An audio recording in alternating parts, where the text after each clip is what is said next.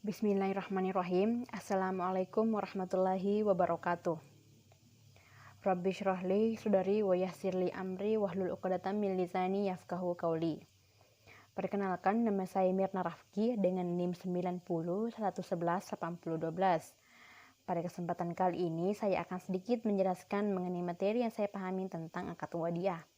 Jadi langsung saja masuk kepada pembahasan yang pertama, yaitu definisi wadiah. Wadiah berasal dari kata al-da'a yang berarti istirahat. Dikatakan demikian karena barang tersebut berada di tempat penyimpanan atau tempat peristirahatan milik orang lain yang menerima titipan. Wadiah juga berasal dari kata al-wadu yang berarti meninggalkan. Nah, dikatakan meninggalkan karena barang tersebut ditinggalkan atau diletakkan di tempat orang lain untuk dijaga. Sehingga wadiah dapat didefinisikan sebagai barang titipan yang dititipkan seseorang kepada pihak lain untuk dijaga dan dirawat sebagaimana mestinya. Selanjutnya yaitu dasar hukum wadiah. Nah, dasar hukum wadiah dapat dilihat di dalam komplikasi hukum ekonomi syariah, yakni pada pasal 20 ayat 17, di mana wadiah ialah titipan dana antara pihak pemilik dana dengan pihak yang menerima titipan yang dipercaya untuk menjaga dana tersebut.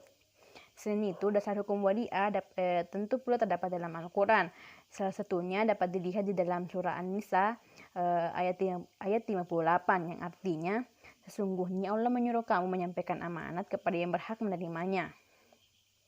Dapat pula dilihat di dalam hadis yang diriwayatkan oleh Abu Hurairah radhiyallahu anhu berkata, Rasulullah Shallallahu alaihi wasallam bersabda, tunaikanlah amanah orang yang mempercayakan kepadamu dan janganlah engkau hianati orang yang mengkhianatimu. Selanjutnya yaitu rukun dan syarat wadiah. Yang pertama mengenai rukun wadiah ialah ada penitip, ada pihak yang menerima titipan, harta yang dititipkan dan sigat. Sementara syaratnya yang pertama yaitu terkait dengan syarat punya barang dan yang menyimpannya. Jadi pihak yang mempunyai barang dan pihak yang menyimpannya hendaklah sempurna akal pikiran, pintar dan tidak disyaratkan harus balik atau cukup umur. Akan tetapi terlebih dahulu harus mendapat izin dari penjaganya untuk mengendalikan al-wadiah. Yang kedua yaitu terkait dengan syarat barang. Jadi barang yang hendak dititipkan hendaklah boleh dikendalikan oleh pihak yang menjaganya, dan barang yang dititipkan hendaklah tahan lama. Dan apabila barang yang dititipkan tidak boleh tahan lama, maka pihak yang menyimpan boleh menjualnya apabila telah mendapat izin dari pengadilan. Dan hasil dari penjualan tersebut disimpan dan akan diserahkan pada waktunya kepada yang punya atau kepada pemiliknya. Selain itu, pada komplikasi hukum ekonomi syariah di dalam pada pasal 371 syarat bagi kedua belah pihak yang melakukan akad wadiah ialah harus cekap hukum. Sementara syarat barang titipan pada komplikasi hukum ekonomi syariah pada pasal 372 ialah barang titipan tersebut harus dapat dikuasai dan dapat diserah terimakan. Selanjutnya yaitu kewajiban menerima dan menjaga wadiah. Nah, pertama mengenai tanggung jawab pihak yang menerima wadiah yat amanah dapat dijaga dengan cara barang titipan diasingkan dari barang titipan yang lain atau dari barang-barang milik orang lain, yakni tidak bercampur dengan simpanan yang lain, sehingga dapat diketahui atau mudah diketahui pemilik-pemilik tertentu dari barang tersebut.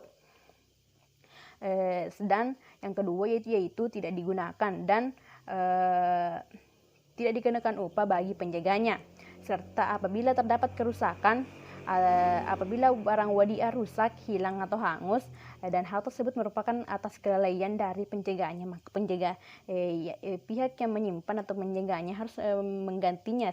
Sedangkan apabila hal tersebut bukan merupakan kelalaian dari pihak yang menjaganya atau menyimpannya, maka ia tidak wajib untuk menggantinya.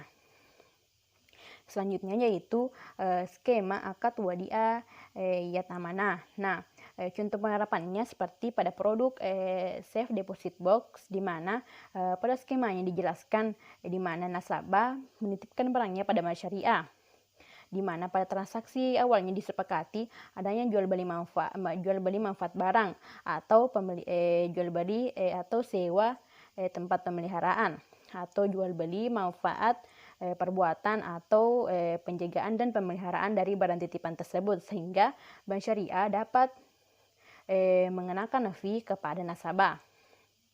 Sedangkan pada akad wadiah yat damanah, di sini pada akad ini terjadi perubahan akad dari akad titipan ke akad pinjaman, oleh karena barang tersebut digunakan oleh pihak yang menyimpan atau yang menjaganya. Nah, sehingga pada akad wadiah yat damanah ini dapat menggunakan hukum pinjaman kar jika barang titipan dihabiskan, atau pinjaman area jika barang titipan tidak dihabiskan. Mungkin hanya itu yang dapat saya sampaikan, lebih dan kurangnya mohon dimaafkan. Wassalamualaikum warahmatullahi wabarakatuh.